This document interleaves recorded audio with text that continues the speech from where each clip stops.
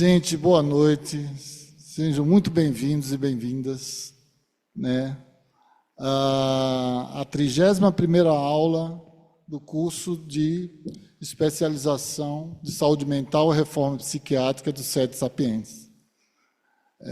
Nosso curso já tem mais de 15 anos e tem feito a cada semestre uma aula aberta.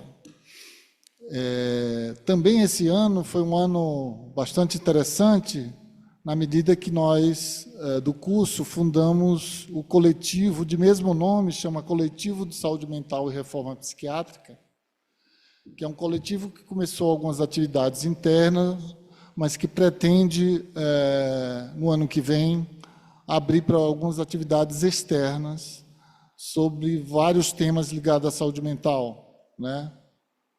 Então, a gente está muito feliz esse ano.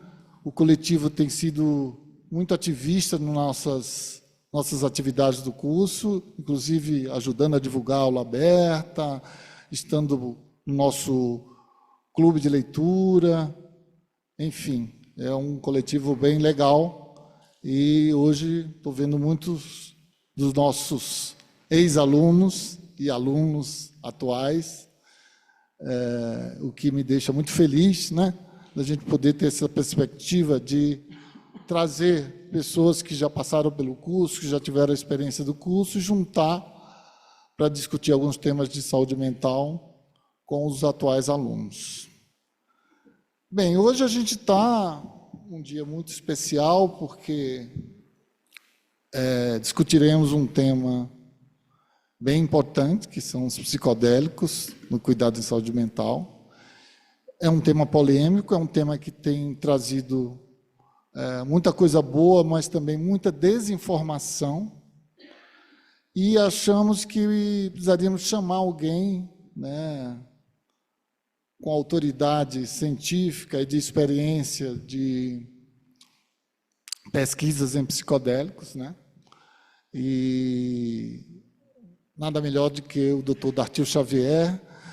Dartil Xavier, ele é professor do Departamento de Psiquiatria da Unifesp, antigo pesquisador da área de psicodélicos, cannabis, uma pessoa muito conhecida na área de redução de danos, e fico muito feliz de você estar aqui hoje, né, para discutir e apresentar a sua questão em relação aos psicodélicos, mas também tirar muitas dúvidas, porque a desinformação é muito grande nessa área e a gente precisa de alguém com autoridade, tanto na área de ciência, de vivência, de pesquisa, que você tem. Dartil, boa noite, fica à vontade com a sua fala. Alô.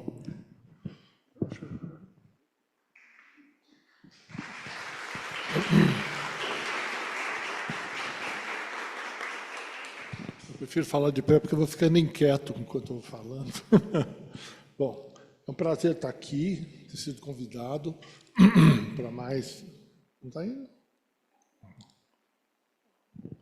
Prazer estar aqui com vocês, prazer mais uma vez ter vindo aqui. Eu estava pensando que cada vez que eu venho aqui, eu vim falar sobre um assunto diferente, né? Mas isso é estimulante. E essa área de psicodélicos é uma área que está sendo muito renovada, muito discutida, muito repensada, e então está se tornando algo muito polêmico, né? Eu vou trazer uma série de dados, de informações, de conceitos, e depois a gente abre para perguntas, um debate e as dúvidas que surgirem, tá? Os psicodélicos em relação a... Mudou? Tá.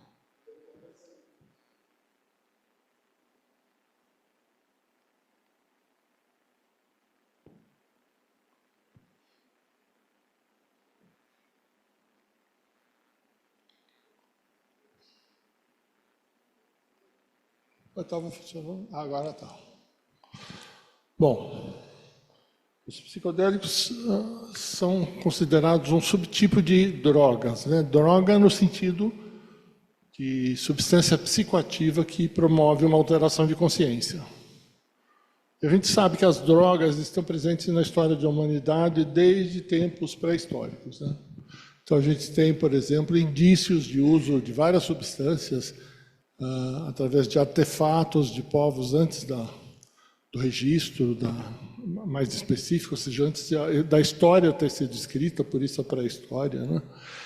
E o homem sempre procurou estados alterados de consciência com alguma finalidade, fosse ela recreacional, fosse ela religiosa, fosse ela terapêutica. Então, a gente tem essa presença das drogas constantemente em todas as comunidades de todos os tempos históricos, né? E entre elas, os psicodélicos também já estão presentes aí desde há muito tempo, né? A gente tem aí uma representação de povos originários da região andina, né? Que faziam suas preparações aí, preparação de ayahuasca, que é um psicodélico da América Central e América do Sul, da região amazônica, né? Agora, quando a gente fala de drogas, as pessoas sempre pensam nas drogas não como remédios, né? Pensam nas drogas como os venenos, né? E uma droga não é nem um remédio, nem um veneno, ela pode ser as duas coisas, tá? Ou pode ser só uma substância que é procurada para a obtenção de um estado alterado de consciência. E a nossa sociedade é muito mecanicista, assim, muito simplista, coloca muito assim, uma coisa muito dicotômica. Existem drogas do bem e drogas do mal. As drogas do bem você compra na farmácia e no supermercado, é o álcool e os remédios, e as drogas do mal é o traficante que te vende. Claro que isso é ridículo, não existe isso, né? Você pode fazer um uso terapêutico de uma droga ilícita e você pode fazer um uso abusivo de medicamentos ou de álcool, né? Então, essa visão maniqueísta e simplista, ela, embora muito presente na nossa sociedade, ela tem sido muito questionada. E em cima disso que eu queria mostrar esse estudo, que é o estudo do Imperial College de Londres, do David Nutt, que ele resolveu avaliar os danos relacionados ao uso de drogas em geral. Quais as drogas relacionadas a maior dano? E aí ele foi estudar diversos tipos de danos. Vocês podem ver lá, danos físicos, danos psicológicos, danos sociais, danos para os próprios usuários, danos para as outras pessoas, de tal forma que ele encampou uma abrangência enorme de possíveis danos relacionados às diversas substâncias. E o resultado final desse estudo é muito intrigante. Eu não sei nem onde eu aponto.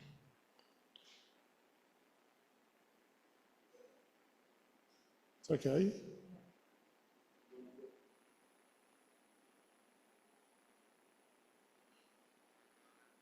Agora foi. Bom, então, nessa escala onde a gente vê as diversas drogas de um lado e a pontuação de danos que pode variar de 0 a 100, quem é o campeão? Quem pontua mais? O álcool, 72. Álcool é a droga mais danosa. Sendo que, na verdade, o dano é a somatória do azul com o vermelho. O azul é o dano ao usuário e o vermelho o dano a quem convive com o usuário. E se a gente for vendo outras substâncias, por exemplo, cocaína, que é uma substância bastante agressiva, né? Proibida, bastante combatida, ela pontua 27 nessa escala, quase 1/3 do dano relacionado ao uso de álcool. A maconha, ela pontua 20 nessa escala de 0 a 100. Quase 1/4 do dano provocado pelo álcool. E aqui no final a gente vai ter um grupo de substâncias que pontua menos que 10. Tá? Nelas estão o êxtase, o LSD e os cogumelos. Ou seja, são drogas de baixíssimo risco, baixíssimo dano. E são justamente essas substâncias que são os psicodélicos.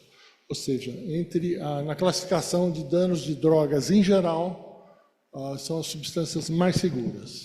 Então é muito importante isso, porque muitas pessoas ouvem a palavra psicodélicos e já relaciona com o uso de risco, um uso perigoso, assim por diante. Aqui eu gosto de mostrar esse gráfico que mostra as publicações, no caso, publicações científicas a respeito de LSD, ácido lisérgico, que é um outro psicodélico.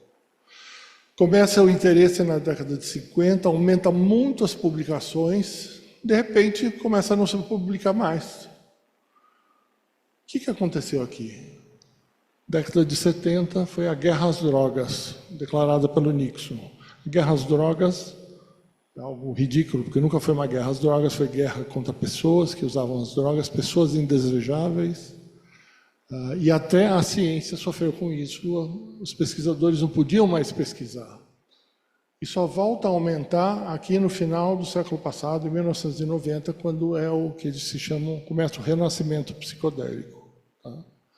Tem gráficos exatamente iguais sobre publicações relacionadas à maconha.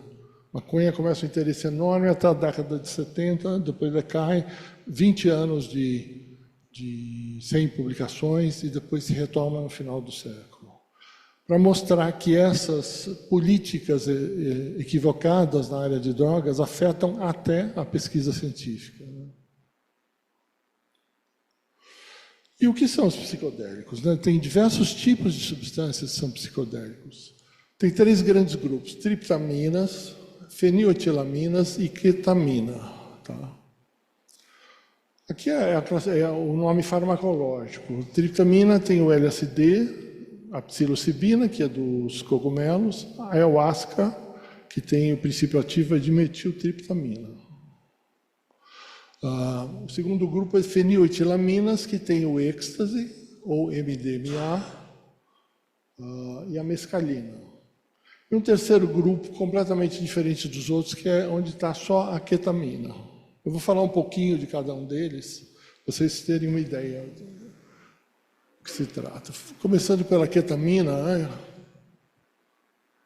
A ketamina é um depressor do sistema nervoso central. Ela é usada como um anestésico. Ela é um remédio usado como anestésico há mais de 50 anos e anestésico infantil, sobretudo. É usado muito para anestesia de crianças. E se descobriu, há uns 20 anos atrás, que dosagens baixas, ou seja, subanestésicas, têm um efeito antidepressivo. E foi daí que ela começou a ser utilizada em depressões resistentes. É chamado um anestésico dissociativo, porque ele provoca o estado dissociativo, e tem diversos mecanismos de ação farmacológico, em sistema glutamatérgico, GABAérgico, diversos tipos de receptores de dopamina, de noradrenalina. Ou seja, do ponto de vista farmacológico, a ação é complexa. E o que se descobriu, que é bastante interessante, é que ela age, a ketamina, diversos sistemas, sistema glutamatérgico, opioide, monoaminérgico, colinérgico, através de mecanismos diferentes, mas que quase todos eles resultam no mesmo efeito, que vocês vão ver, antidepressivo. Por mecanismos diferentes, o efeito final é antidepressivo. A não ser um ou outro, que é aumento da pressão arterial, através desse mecanismo aqui, e efeitos pró-cognitivos, de melhorar a cognição. E também se descobriu que a ketamina ajuda o tratamento de alcoolismo. Então, tem esse estudo envolvendo 854 adultos. Ele encontrou que diversos pacientes conseguem manter a abstinência e reduzir o consumo quando usando a ketamina junto com uma psicoterapia. Tá? Então, ela pode ser um medicamento efetivo para o tratamento também dos casos de alcoolismo que não respondem aos tratamentos convencionais. E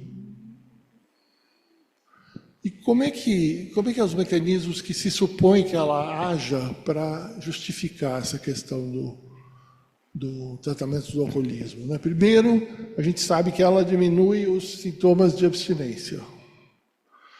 Depois ela tem efeitos sobre o que a gente chama de extinção de memórias desadaptativas, que é algo que tem muito a ver com aquele comportamento repetitivo de o indivíduo voltar a buscar o álcool. Então, ele está sempre recaindo, tem sempre aquela sensação de fissura. Aumenta a neuroplasticidade, eu vou falar bastante disso para frente, daqui a pouco. Tem uma ação direta antidepressiva, como eu falei, a acetamina é um antidepressivo, já comprovadamente. E a gente sabe que muitos alcoólatras usam o álcool como um remédio, algo para aplacar os sentimentos depressivos, então como automedicação, né? Se você melhora a depressão, eles deixam de recorrer ao álcool. Também aumento de motivação e de insights através do efeito psicodélico e melhora de funções executivas, como eu mostrei naquele slide anterior. Se a cognição está melhor, isso favorece a tomada de decisões e planejamento. Então, o indivíduo consegue driblar a compulsão e a fissura pelo álcool.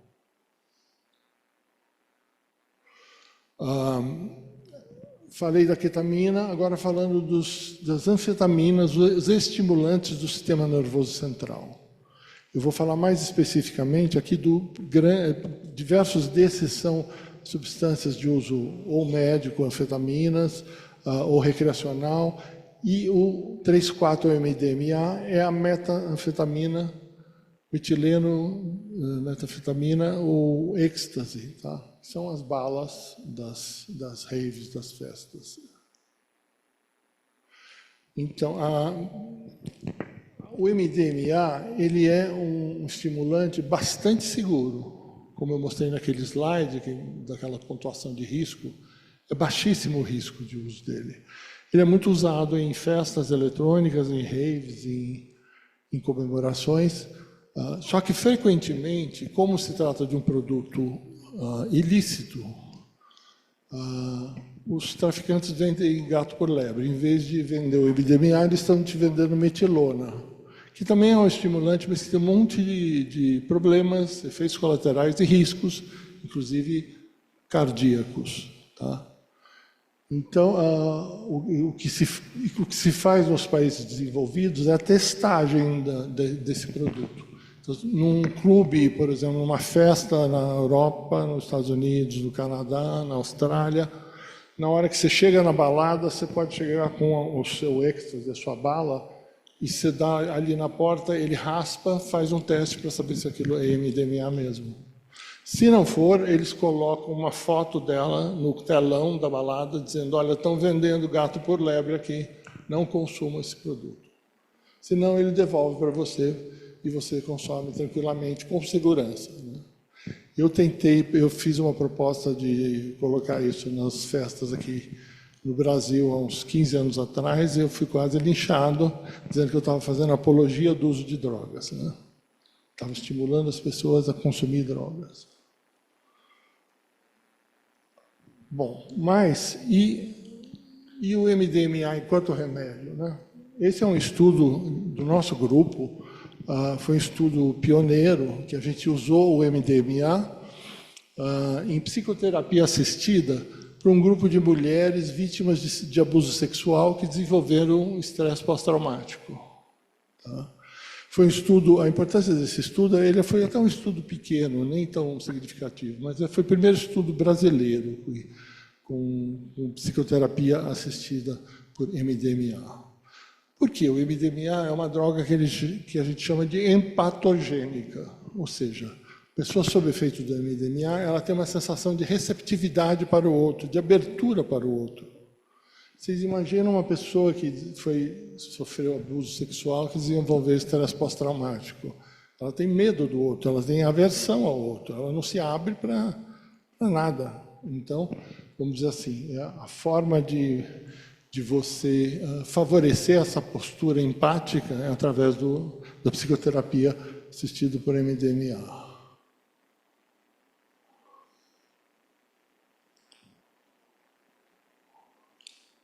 Esse é um outro estudo americano, onde eles comparam, por exemplo, a terapia assistida por MDMA do MDMA com o placebo. O placebo aqui em azul e aqui quem tomou MDMA. Os dois se submeteram à psicoterapia. Tá? Vocês veem que depois de 3 sessões, quase 60% teve alguma resposta no grupo placebo. O grupo que tomou MDMA, mais de 80%. Tá? Uma resposta bem superior. E a remissão total do quadro, quem tomou placebo, e foi só em 5%.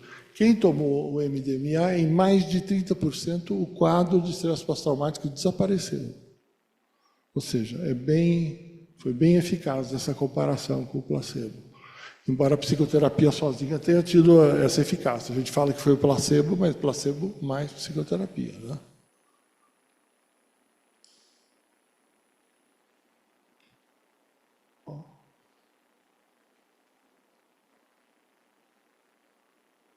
Às vezes ele vai, às vezes... Bom, e como é que a gente explica isso? Como é que se entende o que acontece no organismo, né? A explicação mais biológica é o trauma, no caso, um abuso sexual, ou pode ser um trauma de guerra, ele provoca alteração de funções de determinadas enzimas, num processo de metilação. Esse gene metilado, ele é silenciado. Com esse silenciamento desse gene, o que acontece? Diminui a expressão dos receptores glicocorticoides. Tá? O que a terapia assistida faz? Ela faz um mecanismo inverso. Ela vai, através da metilação desse DNA, ela age no mesmo gene e restaura a disponibilidade e a expressão desse receptor glicocorticoide. Ou seja, a psicoterapia tem esse efeito associado ao MDMA. Né? Além do MDMA, agora tem outros tipos de alucinógenos, outras categorias, que eles chamam em farmacologia de perturbadores do sistema nervoso central. Ou então alucinógenos. Tem vários tipos. Tem o LSD-25, que é o ácido lisérgico, ou ácido. Tem a mescalina, e tem a ayahuasca, psilocibina e ibogaína. Vou falar um pouquinho de cada um deles. Bom, começando pela mescalina. A mescalina vem de um cacto da América Central, o peiote, tá? E ele produz uma série de alterações de consciência. Ele é usado milenarmente por um grupo de índios mescalenos, daí que vem o nome mescalina. Tá? E o uso atualmente é um uso aceito, o uso ritual religioso. Nos Estados Unidos tem o que eles chamam de Igreja Nativa Americana, que autoriza esse uso em contexto ritual religioso.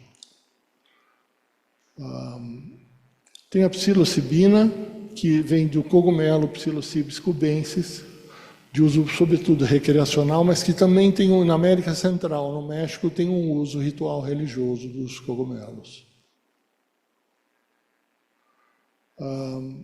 A ibogaína é um alucinógeno africano da região central do Gabão, África Central, e é usada também em rituais religiosos, são rituais iniciáticos de jovens que estão atravessando a adolescência e estão se tornando adultos. Né? Eles ficam 3 dias sob efeitos psicodélicos na floresta. Né?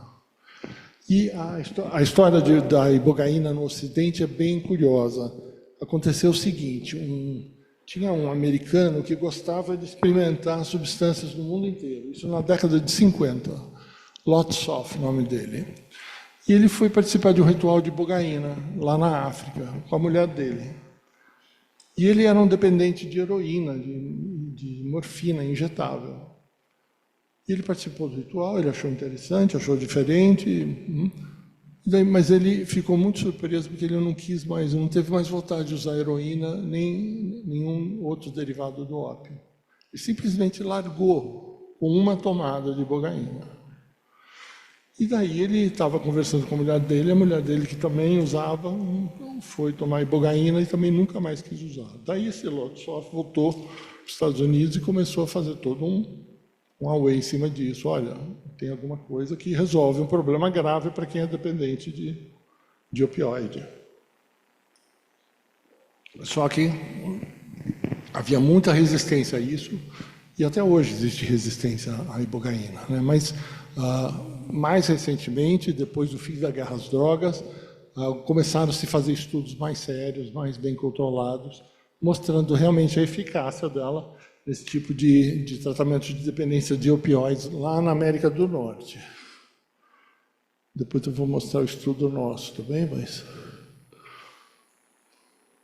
deixa eu ver agora. Será que de pé funciona melhor?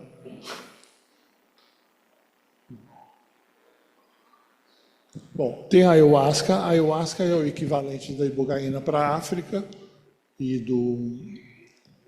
da psilocibina para a América Central.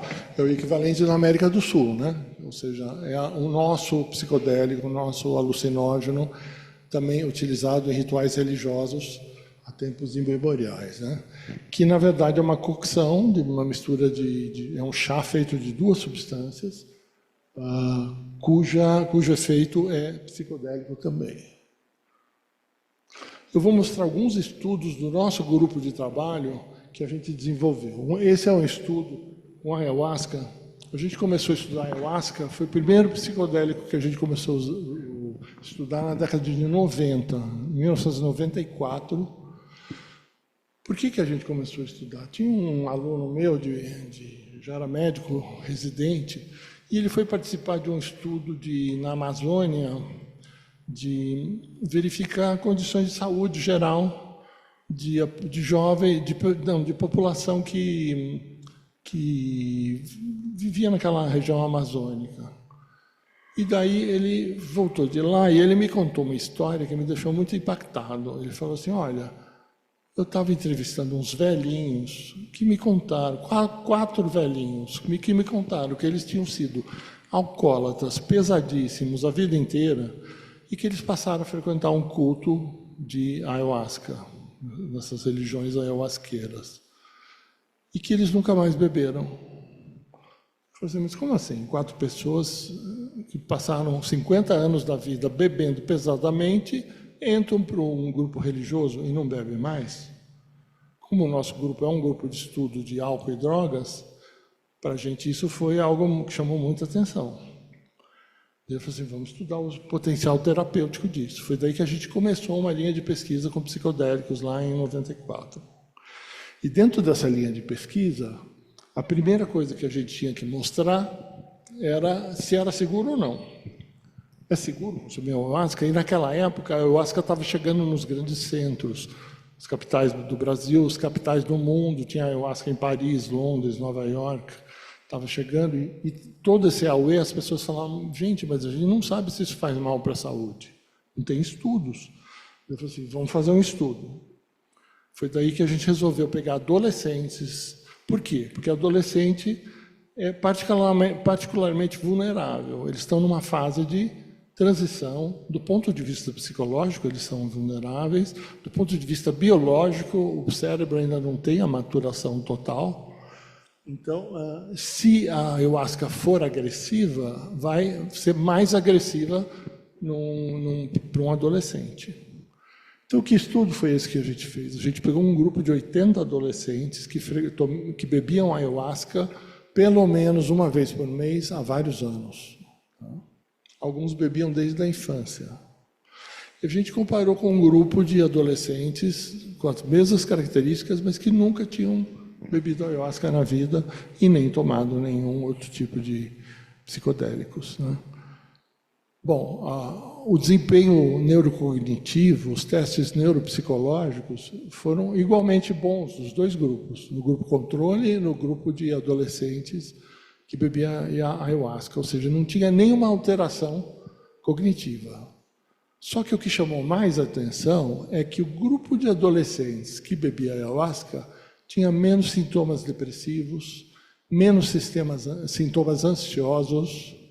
Os meninos tinham menos déficit de atenção e as meninas tinham menos alteração de imagem corporal. Então, do ponto de vista de diagnóstico psiquiátrico, a população de adolescentes que consumia ayahuasca era mais sadia do que o grupo controle. Então, a gente ficou quer dizer, a gente conseguiu com esse estudo demonstrar a segurança da ayahuasca, o quanto que ela não vai afetar o desenvolvimento neuropsicológico e até um possível efeito terapêutico para alguns transtornos mentais, que o estudo não mostrou, mas sugeriu, né? E que a partir daí a gente começou a aprofundar os estudos.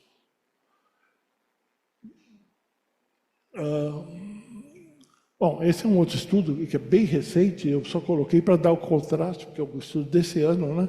Que é o grupo do Rio Grande do Norte, do grupo de Siddhartha Ribeiro, que eles estão fazendo o tratamento de ayahuasca para depressão. Então, eles deram para pacientes depressivos e constataram a eficácia da ayahuasca como antidepressivo. Ou seja, que é aquilo que a gente levantou a hipótese há quase 30 anos atrás, agora esse é o primeiro estudo que comprova essa eficácia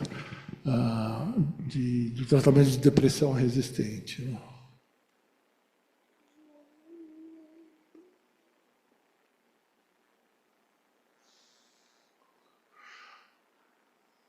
Esses são, em linhas gerais, os resultados, né? Eles mediram através de uma escala de Montgomery de depressão. Houve uma diminuição dos pontos, mostrando que indivíduos melhoraram da depressão, uma taxa de resposta de 85%, taxa de remissão de 57%, 7 dias depois de administrar a ayahuasca. E olha que importante, isso durou 3 meses. Isso é uma característica dos psicodélicos. Não é que você fica tomando todo dia como um remédio psiquiátrico, você toma e ele tem um efeito por semanas ou meses. Né? Também diminuição de ideação suicida.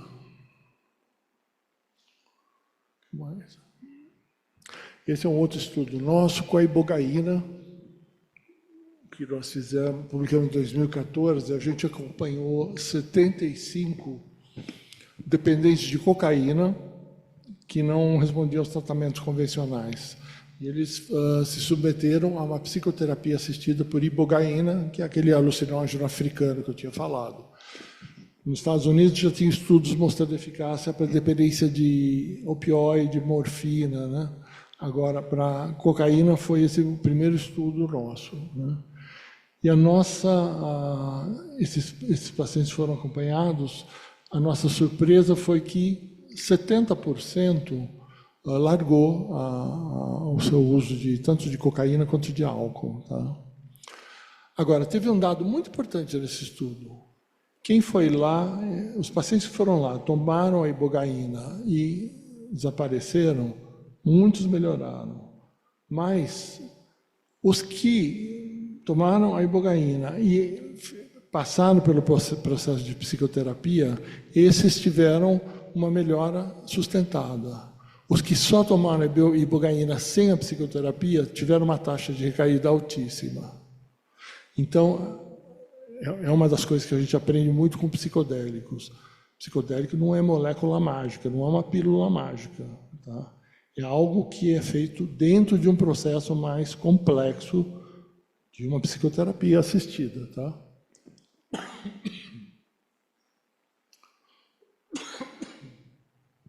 Esse é um estudo com a psilocibina, do cogumelo, de um grupo que também já trabalhou com a gente, onde eles compararam com um antidepressivo clássico. Deixa eu ver qual é o próximo slide. É esse mesmo. Então, para um grupo de pacientes, eles deram o escitalopram, que é o Lexapro, um antidepressivo conhecido. Para o outro grupo, eles deram a psilocibina. Tá? E eles acompanharam como evoluía, como era o efeito antidepressivo de um e de outro. A pontuação nessa escala caiu -8 no grupo de psilocibina e -6 no grupo de escitalopram. Ou seja, foi até melhor a resposta antidepressiva no grupo de psilocibina, tá? Que é a mudança nessa escala. E com aquela questão, na verdade, também eles tomavam uma pílula todo dia, mas era porque era o placebo, para eles não saberem se eles estavam tomando esse citalopram, não. Alguns tomavam uma pílula sem nada e outros tomavam esse citalopram. Esses que tomavam uma pílula sem nada também tomavam psilocibina uma vez só. Então, uma tomada de psilocibina foi mais eficaz do que um uso diário desse citalopram. Também foi estudada a psilocibina pelo grupo do Novo México para alcoolismo. Uma das formas também que a gente mede tratamento para alcoolismo é pegar num período de tempo quantos dias o indivíduo bebeu pesadamente, né? Então, aqui quando você compara o grupo que tomou o placebo ou a psilocibina, o número de dias em que a pessoa bebeu pesadamente foram 10% dos dias nesse período de tempo. O grupo que tomou placebo, quase 25%, quase um quarto bebeu pesadamente. Ou seja, a psilocibina teve esse efeito de fazer com que o indivíduo bebesse pesadamente uma menor quantidade de dias. Tá?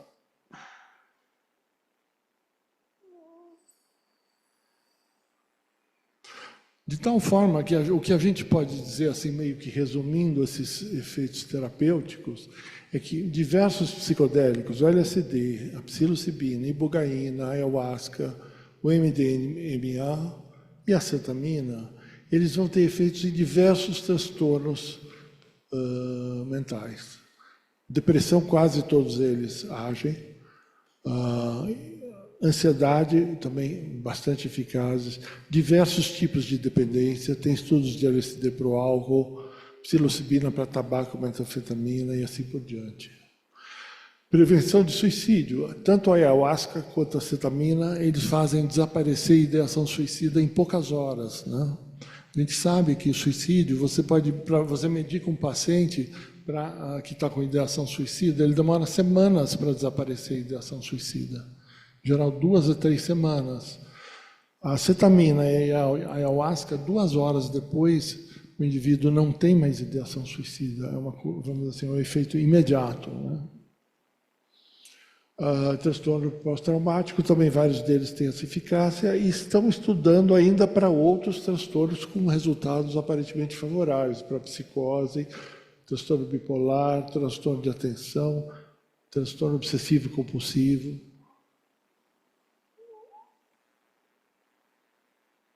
Bom, agora, do ponto de vista da ciência, a ciência tem a questão de, olha, para você dizer que uma coisa funciona, você precisa fazer uma ciência positivista, né? Você precisa fazer um estudo comparando com placebo, onde a pessoa não saiba se ela está tomando placebo ou princípio ativo. Mas isso é dificílimo fazer com psicodélico. Você faz um ensaio clínico duplo cego e o indivíduo não percebe que tomou um psicodélico, né? Tem até essa brincadeirinha, né? Um grupo de pacientes e a moça comenta, olha, eu estou adivinhando que a gente está no grupo de placebo, né? Porque os outros estão dançando ali. Então, essa é uma questão muito difícil. Tem alguns jeitos de tentar contornar isso, por exemplo, dar um placebo ativo. Mas placebo ativo não é psicodélico. Então, mesmo assim, as pessoas percebem. Eles vão ter alguma alteração, mas eles veem que não é um efeito psicodélico, né? Tem gente que dá Valium como placebo ativo, né? Eu acho óbvio a quem tomou Valium, quem tomou ácido, né? O LSD. E como é que a gente acha que o psicodélico produz tudo isso que a gente está contando, ou chega nesses efeitos, né? Bom, a gente sabe algumas coisas. A experiência psicodélica ou mística, né? Ou seja, tanto no uso recreacional, no uso ritual religioso ou no uso terapêutico, tem o que a gente chama de modificação do mindset, né? É frequente a pessoa que toma um psicodélico, ela fala, olha, a sensação minha é que formatou o meu disco rígido. Tá? É uma mudança na sua maneira de ver as coisas. Tem também esse aumento de sugestionabilidade E é justamente esse momento de maior sugestionabilidade e responsividade que eles são mais responsivos à psicoterapia, né? E a gente também comprova que existem alterações cerebrais, de neurotransmissores, de rede neural, ou seja, existe aumento do número de células nervosas, aumento das sinapses entre os neurônios, das ramificações, ou seja, algo observável também biologicamente, né? Esse daqui é um gráfico que elucida muito bem o que é o efeito psicodélico, né? Aqui seria o indivíduo antes de tomar o psicodélico, e aqui depois. No círculo você teria diversas áreas cerebrais. Depois que ele toma psicodélico, as conexões entre as áreas aumentam muitíssimo. Diversas áreas que não eram conectadas passam a se conectar sob efeito do psicodélico. É por isso, por exemplo, que tem esses fenômenos quando você usa um psicodélico de o indivíduo fala assim, olha, eu senti o cheiro daquela cor. Por quê? A gente não sente cheiro de cor, mas é por quê? Porque a área do olfato vai para um lugar. Se ela for para uma outra região, você vai sentir cheiro de cor. Eu diria ouvir estrelas, né? Você pode ouvir estrelas, você pode sentir o gosto do vermelho e assim por diante. É por causa dessa hiperconexão. Durante a fase psicodélica. Passado isso, o cérebro se reorganiza dessa forma, tá? Só que algo aconteceu, você não volta exatamente para essa forma, você volta com algumas conexões, vamos dizer assim, consertadas, tá? Algumas coisas que não estavam funcionando muito bem passam a funcionar melhor. Aqui é isso que eu acabei de falar, e aqui é o que acontece no exame de neuroimagem do cérebro, quem tomou LSD e o placebo. No LSD você tem uma ativação de muitas áreas cerebrais simultaneamente, tá? E no placebo, pouquíssimas áreas cerebrais.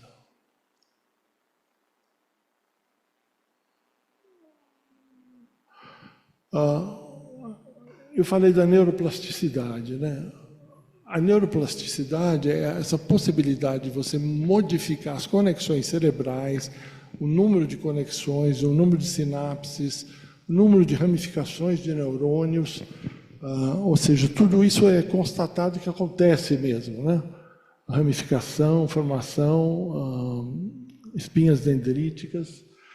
Isso leva como consequência a diminuição desses sintomas de ansiedade e depressão, tá? Eles até, para cada um dos alucinógenos, eles identificam quais são os mecanismos que estão envolvidos nessa alteração. Por exemplo, no caso do MDMA, é o cortisol, a prolactina, a ocitocina, tá? É o que está alterado. Com relação também aos neurotransmissores também. A gente tem uma modificação de diversos neurotransmissores, da disponibilidade dele. E, é claro, dependendo do alucinógeno, também o sistema é um pouco diferente. Aqui é o glutamato, aqui a serotonina, aqui a dopamina e assim por diante. E existe também uma alteração na imunomodulação. As pessoas têm falado, a medicina tem falado muito que diversos transtornos mentais têm um efeito, são doenças inflamatórias, que a depressão seria um cérebro inflamado. E, na verdade, o que a gente observa é que realmente tem um aumento de determinados fatores inflamatórios. E o que se descobriu, curiosamente, é que existe uma alteração para melhor quem toma alucinógeno, ou seja, aumento das citocinas imunomodulatórias e anti-inflamatórias e uma diminuição das pró-inflamatórias, tá? Também através de mecanismos diferentes, conforme o alucinógeno em questão, mas, ou seja, tem algo acontecendo no campo de desinflamar esse cérebro também, em paralelo. De tal forma que a gente chega num ponto que a gente começa a questionar uma série de coisas. Mas o que é isso? Mas funciona para depressão, ansiedade, psicose, dependência química. Isso é panaceia, serve para qualquer coisa, serve para tudo. Como você explica isso? Como a gente entende isso? Né? Para a gente, da área mais psi, não é difícil entender, porque a gente sabe também que psicoterapia funciona para tudo. Né? Ou seja, não é uma coisa específica para um transtorno. Mas, para a medicina, que é muito setorizada, para eles eles acham que é um pouco de exagero dizer que algo funciona para tudo, mas os estudos mostram que funciona. Então, o que a gente entende é que esse cérebro com poucas conexões, esse cérebro doente, tá, vamos dizer assim, ele tem uma cognição inflexível, levando a um comportamento inflexível, que pode se manifestar por depressão, por compulsões, obsessões, transtornos alimentares, dependência química, transtornos ansiosos específicos, por exemplo, fobia, né, ou toque também, e até distúrbios funcionais do tipo fibromialgia, tá? E que na hora que você provoca aquela desconexão cerebral e hiperligação entre diversas áreas, você quebra esses circuitos patológicos.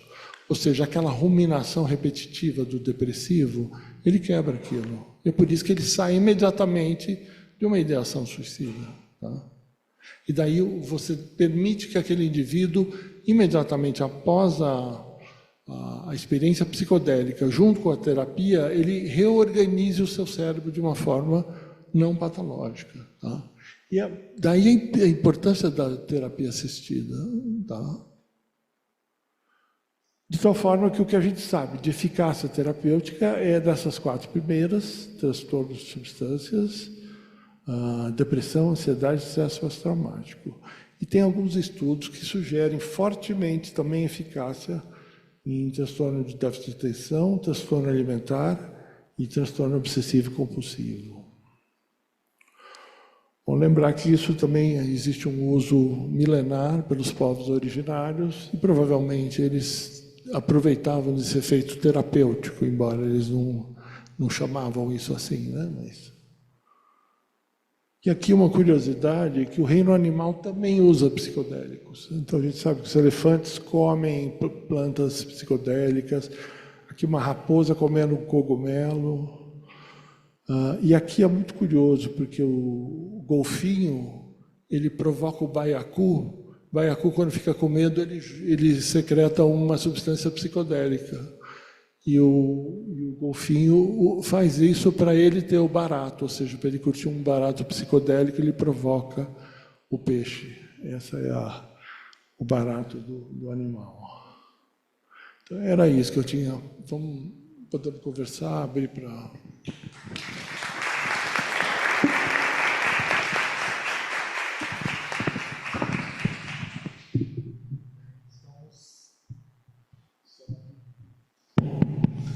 Estamos abertos agora para perguntas. Tem microfone?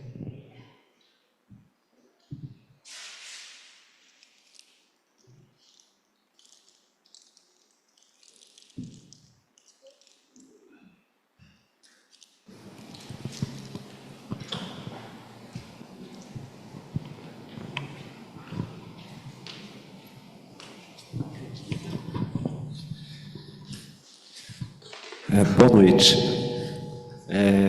A minha dúvida, na verdade, tem a ver com... Eu tenho ouvido algumas pessoas usando os cogumelos, né, psilocibina. Já ouvi desde gente que usa quantidade pequenininha, microdosagem, relata, né, se sentir bem em relação à depressão, ansiedade no dia a dia. Mas já vi também gente que faz um uso, né, mais esporádico, uma quantidade maior, e traz uma questão, né, do efeito alucinógeno e até usar aquilo como uma integração de consciência, né, como uma ampliação de consciência. Minha dúvida qual que é a visão hoje, né, no meio científico, nos estudos, tanto sobre microdosagem como um uso mais esporádico e maior? Meu nome é Luiz Felipe, sou psicólogo. Olha, tem muita gente usando mesmo microdose, mas os estudos com microdose, eles não comprovaram a eficácia, tá? Ou seja, não tem comprovação de eficácia com microdose. Com macrodose tem. Mas aí no caso da psilocibina, pessoas que tomam uma vez a cada 2, 3 meses já tem o efeito antidepressivo duradouro, tá? Tomando uma vez só. Mas precisa ser uma dose pelo menos superior a 1 grama, né, de cogumelo. A microdose é menos de 500, de meia grama, né, de 500 miligramas, né? A vantagem da microdose é que você não precisa curtir o barato, você não precisa ficar com estado alterado de consciência. Mas com 1 grama e pouco você não tem muita alteração de consciência. É que você vai durar algumas horas, mas ele tem um efeito terapêutico duradouro e é justamente o que eles chamam, aquela janela terapêutica, onde o indivíduo está mais suscetível a uma ação da psicoterapia, justamente num período de 4 a 6 semanas depois da psilocibina. Tá? É diferente, por exemplo, a cetamina é o oposto. A janela terapêutica da cetamina é 24 horas. Então, uma pessoa que faz uma infusão de cetamina, ela tem que fazer a sessão de terapia no dia seguinte. Não dá para esperar, como a psilocibina, e fazer várias sessões no mês, porque já fechou aquela janela de alteração cerebral, né?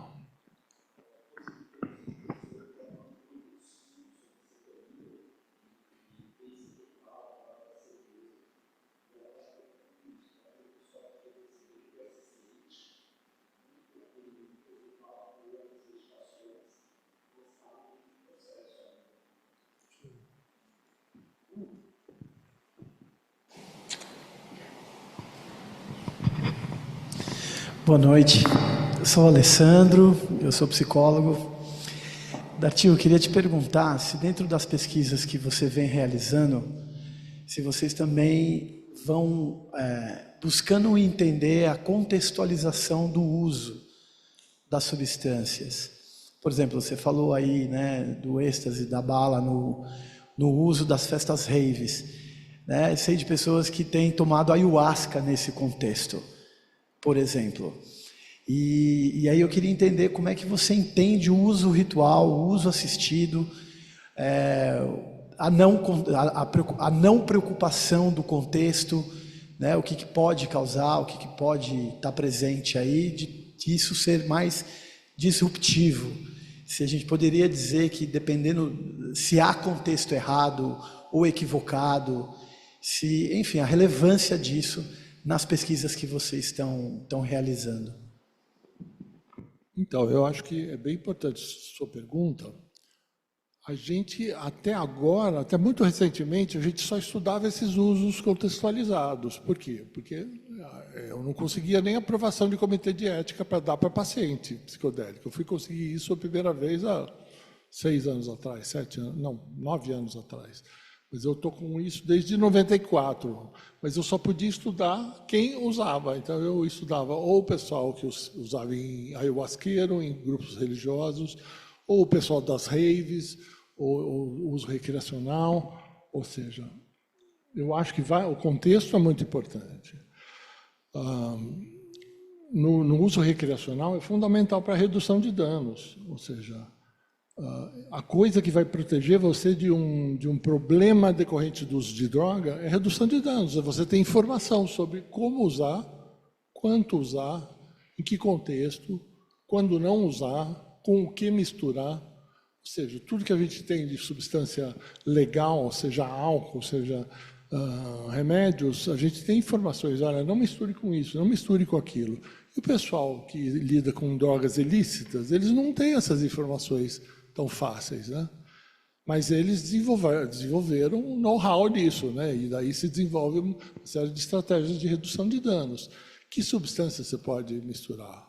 Por exemplo, numa rave você não pode misturar 2 depressores importantes do sistema nervoso central. Você não pode misturar GHB com algo com cetamina. Você pode morrer rapidão. Tá? Mas você pode misturar um estimulante com algo meio que tem um efeito um pouquinho depressor. Por exemplo, que eles misturam muito, que é você usar uma bala de MDMA e depois você usar um pouco de cetamina. Tá? porque daí existe, vamos dizer, um equilíbrio, né? Essas coisas que a gente fala para o álcool, né? Porque o álcool é uma droga legal. Então a gente fala, olha, não beba quando você está com sede. Quando você está com sede, beba água ou bebida não alcoólica. Alterne os seus drinks com bebida não alcoólica. Ou seja, uma série de mecanismos de proteção de um beber danoso, né? E isso existe também para as drogas ilícitas, embora a gente seja, por exemplo, meu grupo que é meio pioneiro em redução de danos, a gente também foi muito criticado porque as pessoas das políticas de drogas em geral veem isso como uma apologia de uso de drogas, né? Agora, então eu acho que é muito diferente. Você estava falando, por exemplo, se eu vou usar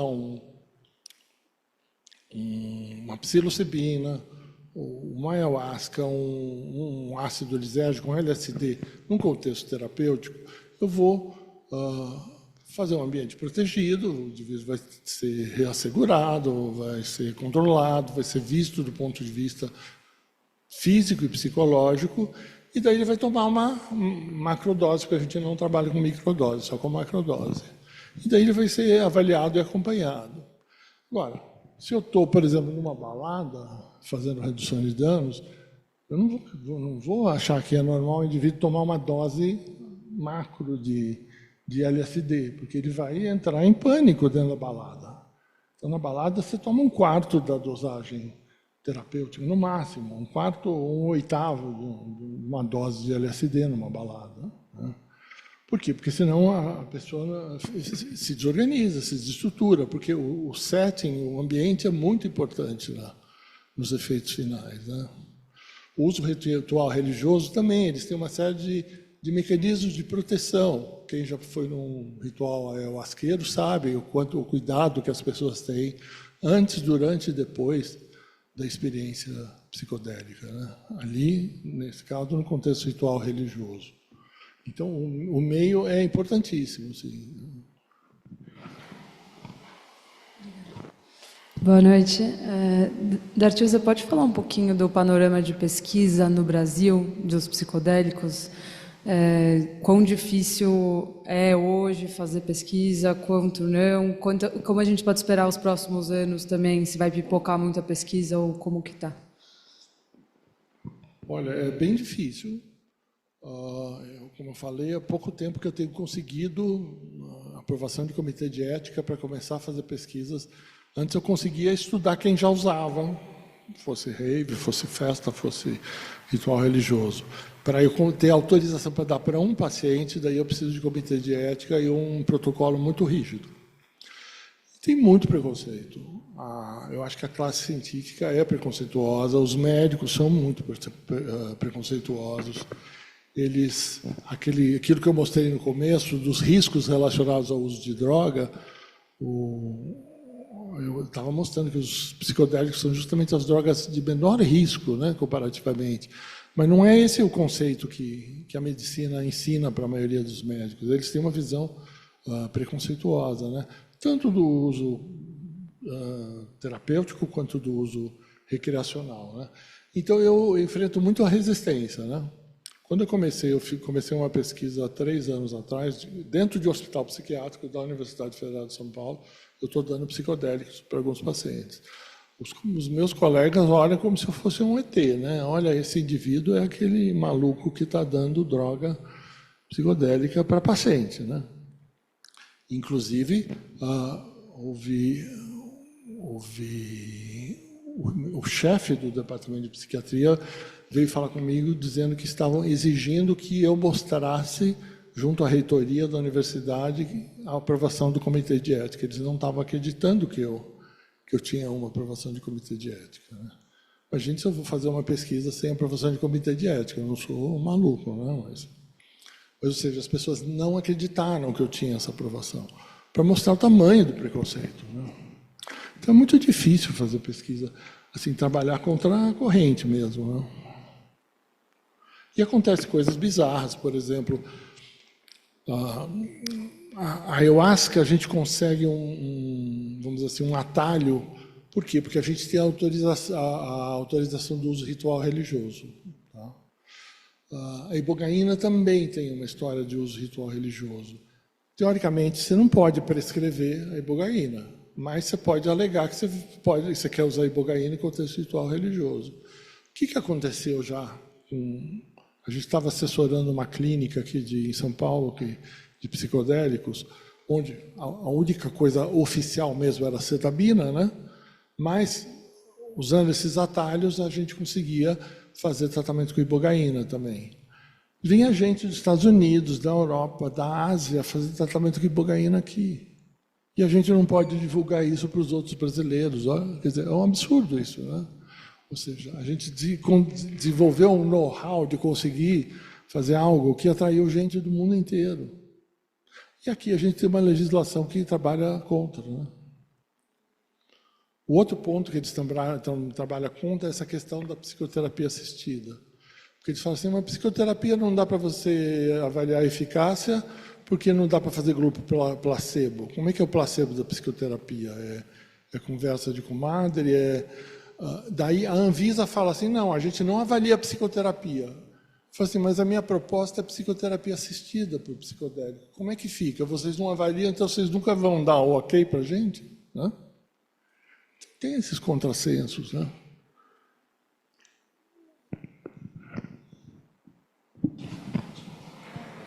Boa noite. Meu nome é Felipe, eu sou psiquiatra. Minha dúvida é em relação se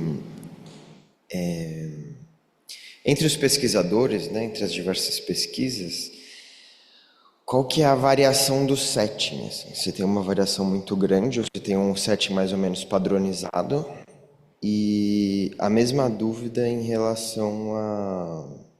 E aí no setting inclui tanto o ambiente quanto o tipo de estímulo, né, que você acaba tanto oferecendo quanto evitando, né, que a pessoa tenha contato. E em relação à integração, é esse o termo, né? Então, se também tem algum tipo... Qual é a variação? Se tem alguma coisa mais padronizada? Não, né? Imagino que também seja objeto de pesquisa isso. Isso tudo a gente está descobrindo ainda, né? A gente tem algumas ideias de como fazer e do jeito que a gente faz, né? Opa, caiu. Machucou, não? Não, o que a gente faz, por exemplo, o setting é uma coisa que a gente sabe que influencia muito, tá? Então, por exemplo, a gente acabou um estudo que a gente deu psilocibina para um grupo de pacientes e ayahuasca para um outro grupo de pacientes dentro do hospital, tá? Mas a gente achou que aquele hospitalzão branco, com saca, aquilo lá era muito inóspito, tá? Então a gente montou uma salinha com uma planta, com uma mandala na parede, ou seja, a gente criou um ambiente mais acolhedor, porque a gente sabe que o setting é importante. Segundo, o indivíduo, a gente deu algumas opções de playlist para ele escutar música, porque a gente sabe que a música é um fator que guia muito a sua experiência psicodélica. Se você estiver ouvindo uma música X, você pode ter uma experiência dos infernos, e uma música Y, você pode ter uma experiência fascinante. Tá? Como a gente sabe isso de outros estudos, a gente propicia isso dentro do contexto hospitalar. Ou seja, a gente se preocupa com isso, né? E a integração que a gente fala, né, que já é o que a gente já chama de dentro de um processo psicoterápico, né? Quando você começa a psicoterapia, que não é na hora. Na hora, as pessoas sob efeito psicodélico, elas não querem falar sobre nada, elas não querem interagir, não querem expressar, a menos que elas tenham uma reação adversa, um quadro de pânico, daí, senão não, senão elas querem ficar naquela vivência, e daí no dia seguinte elas vão querer falar sobre os seus insights, suas percepções, suas vivências, né? E é isso que a gente, que é onde a gente, essa integração que é onde começa a possibilidade de psicoterapia, né? Que no caso da cetamina a gente recomenda que seja no dia seguinte. Com ayahuasca, com psilocibina, você tem uma janela maior, de pelo menos 4 semanas para fazer. Né? Eu lembro que, falando isso, e tem a ver com aquela pergunta sobre legalização, né? Já aconteceu do meu consultório chegar gente mais de uma vez e falar assim, eu vim fazer terapia psicodélica, eu quero que você me prescreva. Eu falei assim, no Brasil é proibido, eu não posso te prescrever psilocibina, LSD. Então eu não vou fazer psicoterapia para você. Daí, em contexto de pesquisa, eu tenho o comitê de ética. Com o consultório eu não posso fazer. Daí os pacientes vários chegaram com a mesma solução. Bom, mas ninguém impede de eu tomar um ácido e entrar na sua consulta, né? Eu falei, não, ninguém impede. E vários fizeram isso. Ou seja, não sou eu que estou prescrevendo, é ele que veio viajando para a minha consulta.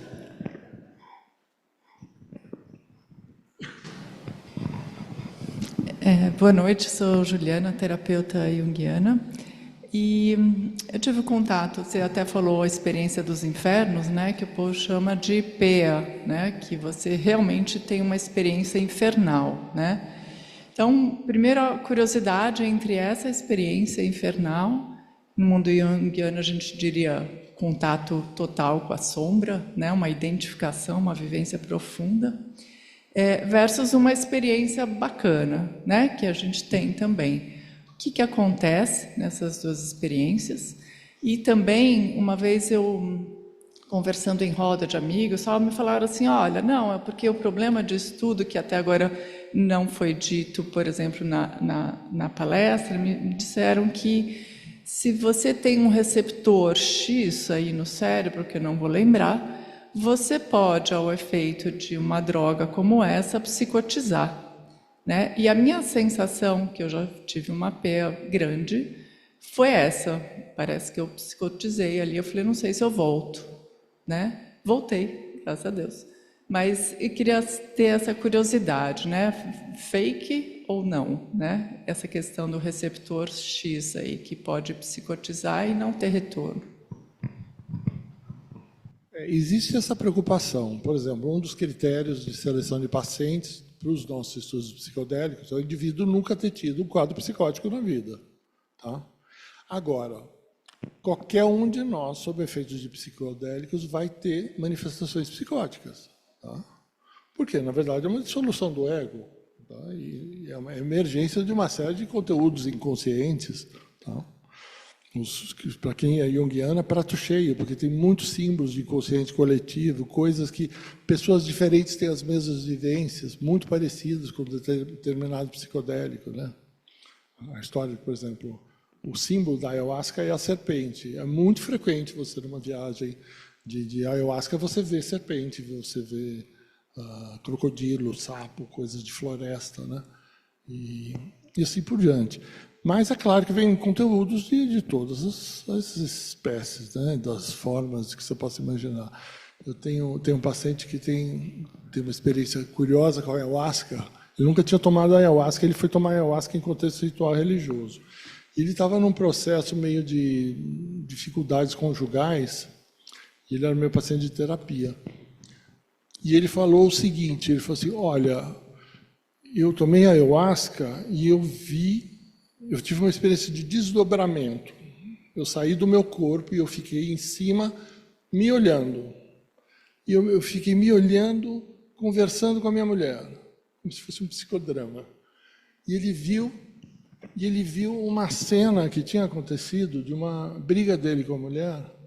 E ele ficou horrorizado com o comportamento dele. Ele falou, um cara trata a mulher dessa forma.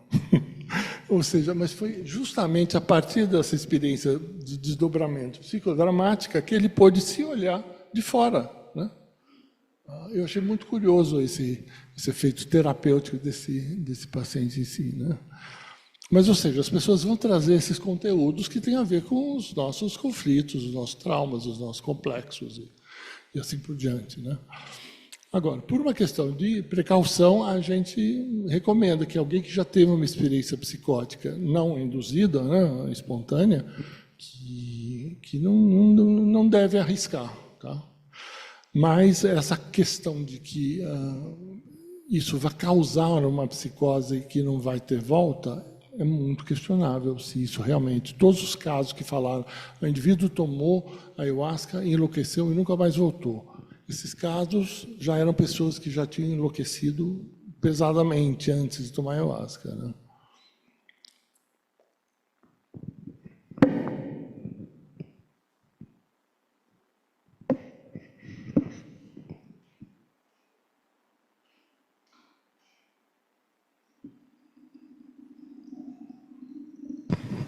Sou a Cris, psicóloga sanitarista aqui do curso, e me chamou muito a atenção o que você disse acerca das ideações suicidas.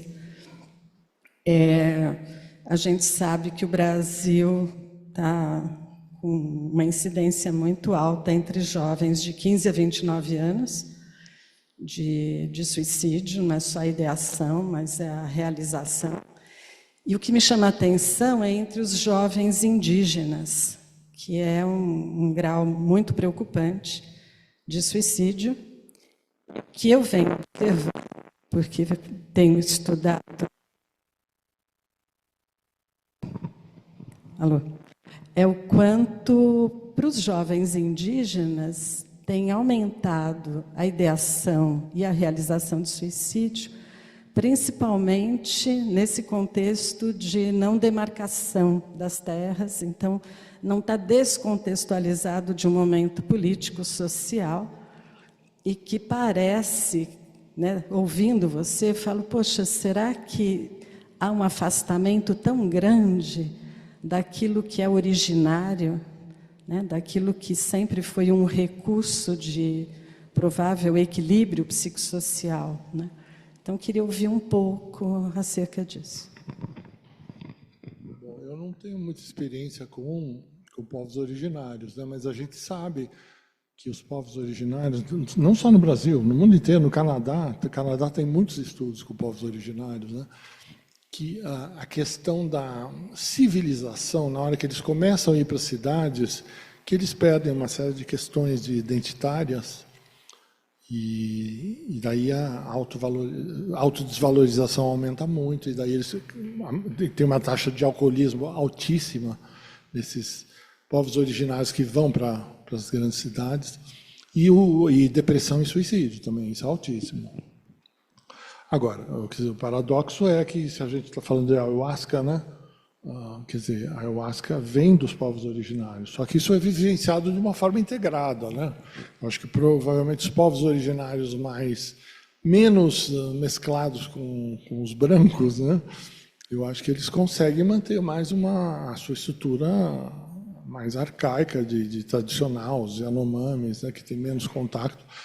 E tem vários estudos antropológicos na Amazônia mostrando que realmente eles levam muito a sério essa questão, e o que a gente chama de doença mental, eles chamam tem outros nomes, a manifestação espiritual, tudo, e eles tratam com essas substâncias mesmo, né? Inclusive a ayahuasca, né? Ou seja, a gente está falando que a gente está descobrindo o efeito antidepressivo da ayahuasca, imagina, eles já sabem disso há milênios, né? A gente está mudando de nome e se achando bacana, achando que descobriu um antidepressivo novo, mas os índios já sabiam disso há 1000 anos atrás, né?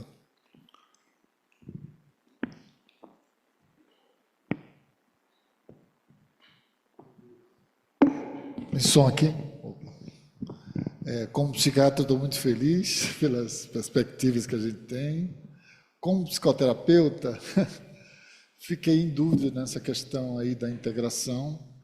Se existe, a gente sabe, por exemplo, que na apresentação na FDA para a autorização do MDMA, uma das questões que complicou essa autorização, né, foi a questão da integração também, né?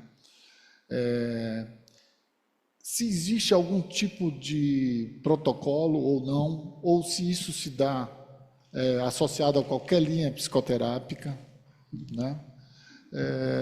Fiquei com essas dúvidas assim, né, em relação à potência que eu acho que a gente tem de usar, né, a psicoterapia associada ao uso do psicodélico, até porque o uso do psicodélico, como você falou, não precisa ser diário, né, então tem essa vantagem.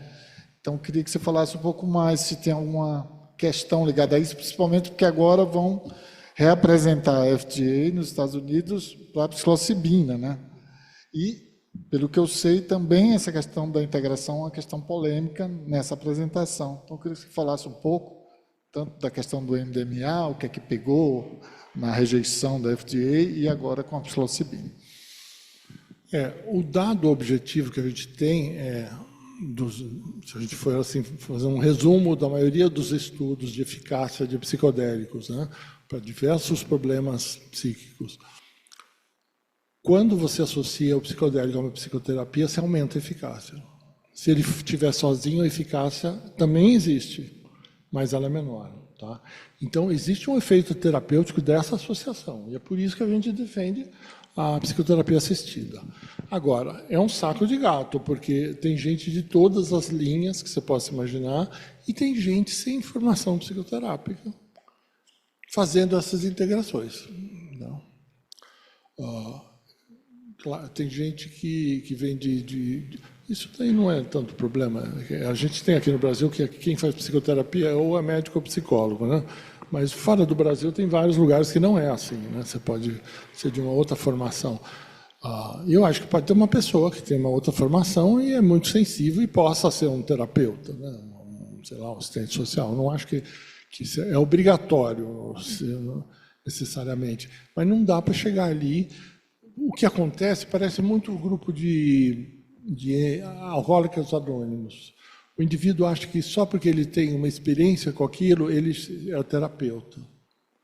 Mas tem gente que tem 1000 histórias com alcoolismo, mas isso não faz dele um terapeuta para alcoolismo. Tá? Claro, algumas coisas ele pode até servir de exemplo, ou ajudar, mas chamar de terapeuta só porque ele é um ex-alcoólatra, eu acho complicado. E eu acho que está acontecendo um fenômeno parecido nessa área de psicodélicos. Só porque o indivíduo é um psiconauta assim, de carteirinha e que já experimentou de tudo na vida, ele acha que ele sabe fazer integração, sabe manejar psicoterapia psicodélica. Então, eu tenho conhecido pessoas que têm um comportamento desastroso enquanto terapeutas psicodélicos. Né? Então, a gente vai ter que mexer nesse vespeiro de tentar padronizar isso. Né? Não sei se eu respondi, mas... Sim.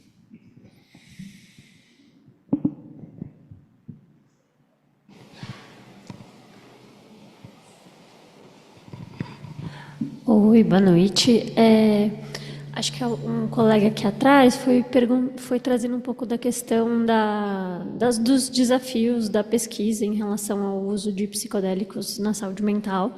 E aí eu queria saber como que você vai vendo os próximos caminhos, assim, por onde que essas estradas que vocês têm tentado criar e galgar, para onde que elas têm levado e quais as perspectivas que o uso do psicodélicos tem na questão terapêutica, assim, considerando o nosso contexto atual. E é isso, assim, acho que você vai trazendo alguns progressos em relação a isso, uma abertura maior, mas ao mesmo tempo a gente está vivendo momentos de conservadorismo.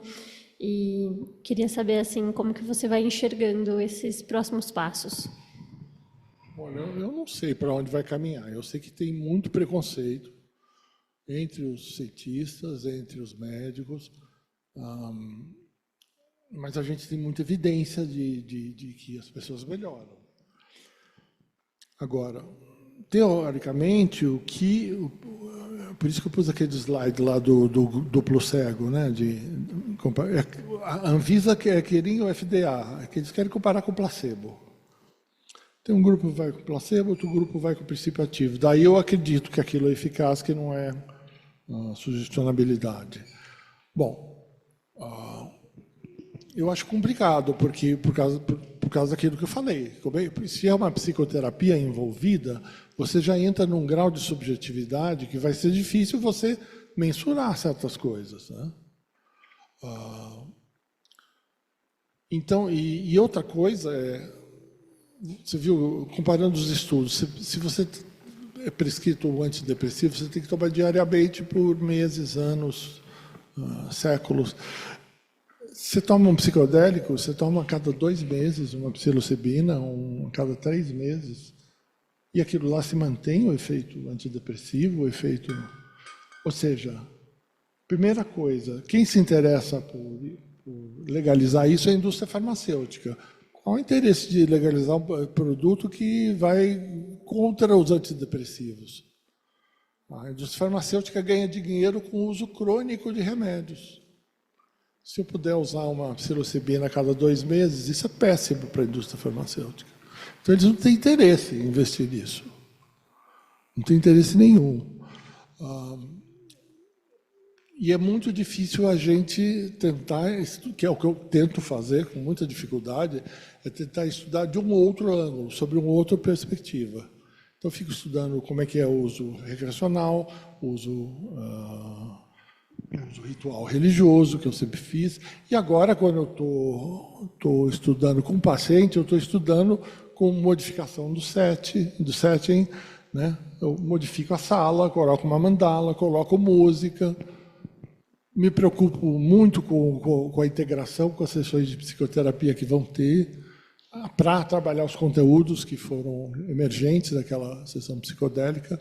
Ou seja, eu não estou focado, eu não estou fazendo um ensaio clínico duplo cego, randomizado com placebo. Eu não estou interessado nisso. Porque eu acho que isso é uma regra da medicina positivista que não me interessa no caso dos psicodélicos. Não me interessa mesmo. A gente, por exemplo, está para começar um estudo. Tem a ver até com a pergunta de alguém, sua pergunta lá. A ayahuasca, ela tem uma série de efeitos positivos e tem efeitos muito negativos. As pessoas se sentem muito mal fisicamente, vomitam, podem ter diarreia, podem se sentir ter muita sudorese, ou seja, grandes situações que é descrita como um inferno, né? Mas o princípio ativo, DMT, ele pode ser fumado e inalado. E daí você só tem o lado, você não tem o lado que eles chamam de peia, o lado negativo da ayahuasca. Você só tem esse lado psicodélico. A gente está com um estudo, e além de tudo, você toma ayahuasca, você fica 4 a 5 horas sob efeito psicodélico.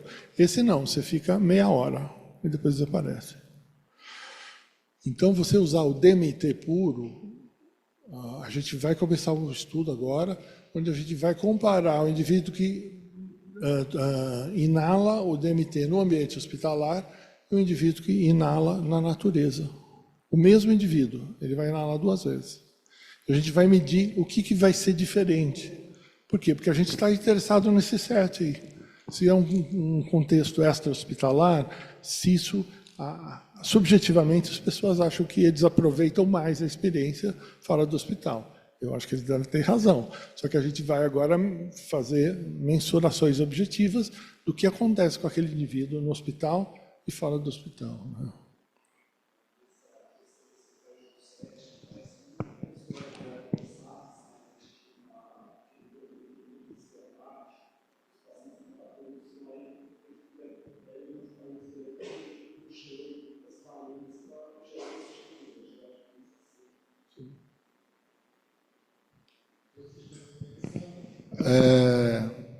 Um modelo de SUS, né, que pudesse contemplar todas essas questões aí desse processo, por exemplo, na ayahuasca, de você ter que vomitar e tal, assim, será que, e aí vocês estão comparando o modelo hospitalar e fora do hospital, será que a gente não podia pensar um lugar também que não fosse o modelo hospitalar para ser implementado futuramente, se fosse autorizado, em um lugar alternativo, que tivesse a natureza, sei lá. Pensei até no UBS, fiquei tão animado aqui que pensei na UBS, assim, jardim da UBS, algo assim. Centro de convivência aí, olha. Então, centro de convivência é algo que seria promissor, mas a gente está sonhando alto, né? Eu lembro que no tempo do Haddad, que ele era prefeito de São Paulo, né, e que o Haddad me chamou para coordenar aquele programa Braço Aberto da Cracolândia, né? E eu fiz uma proposta de salas de uso seguro. Nossa, imagina, acabou, eu perdi o mandato lá. Porque era uma forma de você supervisionar o uso problemático de drogas, de fazer ele menos danoso para os indivíduos, né? Mas o centro de convivência teria uma possibilidade de fazer um uso terapêutico de repente, não?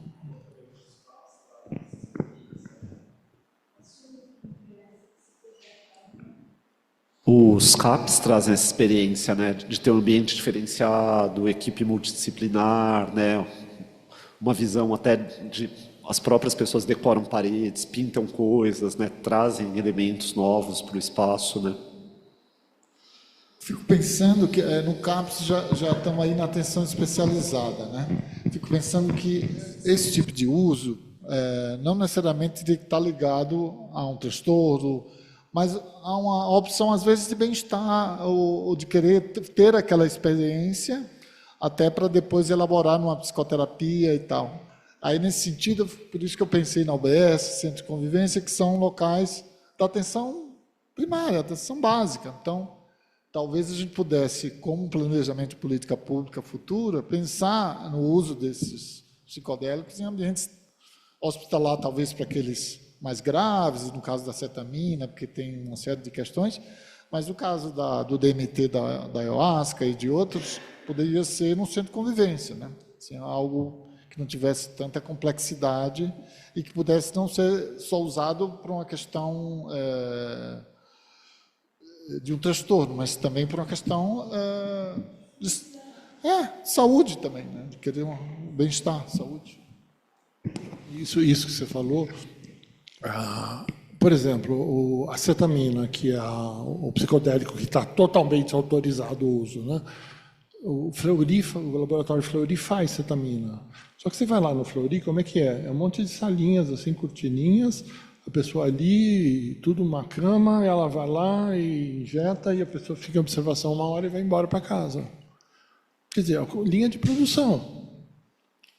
Quando a gente faz cetamina lá, não, a gente faz com o indivíduo numa sala só para ele, um psicoterapeuta ali de plantão para as coisas que acontecerem, música, um ambiente menos, não linha de produção com cortininha hospitalar, né? Ou seja, é muito diferente. Eu acho que isso é um jeito de humanizar o cuidado que deve modificar muito o resultado, suponho eu.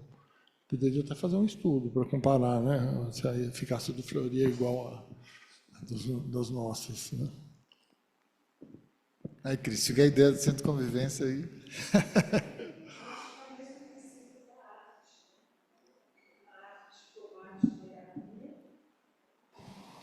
A arte que pode transformar a vida da pessoa e trazer fruição, potência, né? Potência para agir, para sentir, para estar no mundo. Acho que quando associa qualquer terapêutica dessas novas, né, inovadoras, no sentido da legalidade, né, com a doença, eu acho que isso é um tanto preocupante, porque eu acho que foge daquilo, por exemplo, da ayahuasca original, que ela não veio necessariamente com esse crédito, com esse princípio. Então, acho que isso é para muito mais para frente, porque hoje você tem que convencer as pessoas de que isso pode ser bom para diminuir sofrimento, porque acho que a lógica, que é uma lógica capitalista, é a lógica de diminuir dor para você poder produzir mais. E não necessariamente para você ter prazer, para você lidar com os teus desejos. Então, acho que está no mesmo campo hoje da arte como instrumento terapêutico e não a arte como potência. Eu acho que os psicodélicos estão na mesma raiz, imagino. Eu acho que você tem razão, e eu acho que o psicodélico está dando uma rasteira nessa maneira de pensar tão... Tipo, você está com uma dor de cabeça, eu te dou um remédio. Você está com uma fobia, eu te dou um remédio. Mas ninguém perguntou, vamos entender essa fobia? O que tem atrás dessa fobia? Que sintoma é esse? O que esse sintoma diz para a gente? Isso não é uma pergunta da médica tradicional. O psicodélico te obriga a fazer isso. Então, na hora que você tem uma vivência psicodélica, você encara os seus monstros. Você não vai ter só uma anestesia da sua... Não está anestesiando o seu medo, a sua ansiedade. Não, você vai ter, por exemplo, uma visão de uma situação dramática da sua vida, um reviver de algo traumático, né? Pois, o tratamento de estresse pós-traumático vai muito por aí, né? De você ressignificar essas coisas. E com tudo, eu acho que com toda a psique, assim, né? Ou seja, é muito simplista a gente querer só fazer com que os sintomas desapareçam, né? Isso não é se curar, né? Isso é se formatar.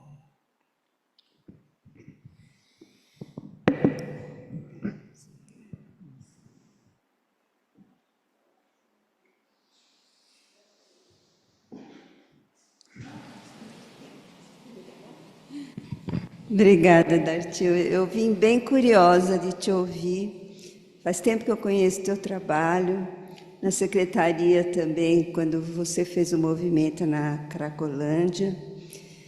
E eu tenho escutado mais ultimamente falar do efeito terapêutico dos psicodélicos, em vários lugares. E acho isso muito interessante, porque eu acho que a questão maior que a gente tem é o preconceito, né? Mesmo para isso que você fala das terapias assistidas, também os terapeutas, em geral, têm muito preconceito com relação ao uso das drogas, né? Eu fiquei pensando que esse preconceito talvez tenha a ver com o que aconteceu na década de 70, né, com o uso dos psicodélicos, né, e com, não só pelos efeitos psíquicos, mas pelo que aquele grupo questionava do sistema de vida capitalista e de uma tentativa de um outro lugar possível de vida, né? Então, também é interessante que hoje ressurja esse interesse pelos psicodélicos. Talvez a gente pudesse pensar que tem de novo uma possibilidade de crítica a essa cultura neoliberal. Não sei, é uma questão, né? De qualquer forma, eu queria marcar isso, que eu acho muito interessante te ouvir aqui no SEDES, né? E também que a gente possa falar mais disso, porque eu acho que existe o preconceito e existe o medo dos riscos, né? Por exemplo, isso que você falou de uma pessoa que já teve um surto anterior, muitas vezes é difícil você fazer esse diagnóstico, né? De saber qual é a fragilidade psíquica, né? De fato, que permita ou contraindique o uso, né, de um psicodélico ou do ayahuasca, né, desse receio que surge junto com o preconceito. É só isso, queria só falar disso.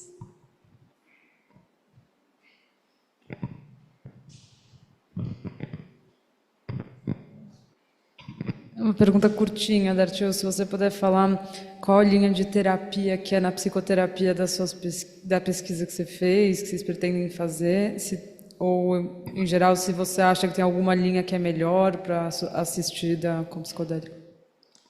Olha, não, lá no meu grupo, as pessoas que são psicoterapeutas, elas são das diversas origens diferentes, né?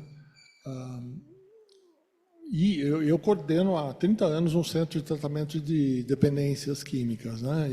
E também tem um subsetor de dependências não químicas, mas, sobretudo, álcool e drogas.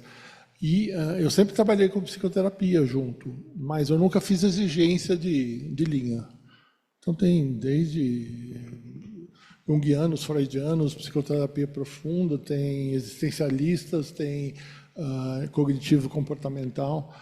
Eu fico mais preocupado com a personalidade do terapeuta do que com a linha que ele segue, né?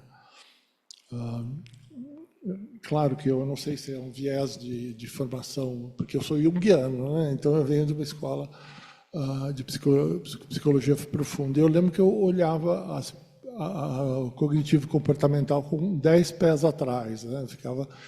Mas, por exemplo, eu tenho um psicólogo que trabalha comigo que ele é de uma sensibilidade, ele é cognitivo e comportamental. Ele faz um trabalho maravilhoso. Eu até debocho dele, eu brinco dele, eu falo, você é cognitivo, mas você tem alma de psicanalista. Eu falo para ele, brincando. Mas ele não tem nada de formação de psicanalista. Claro, ele já estudou psicanálise por interesse dele, mas ele não aplica isso no trabalho dele.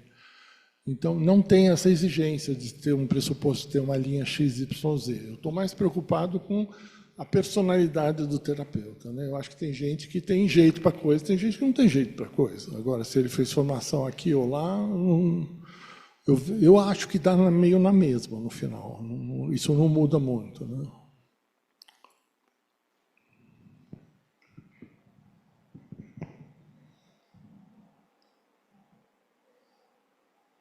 Mais alguém?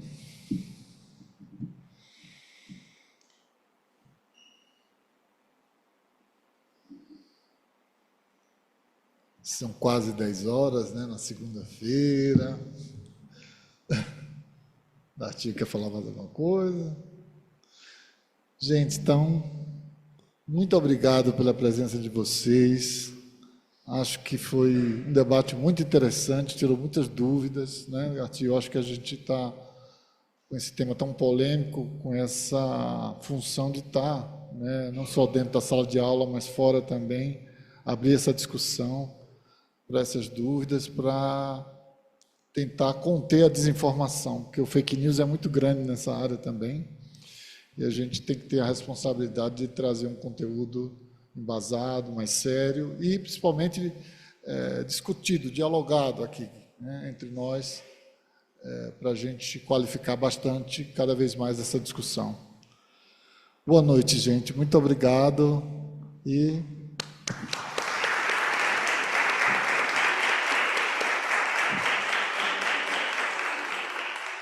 Dartiu, muito obrigado mais uma vez.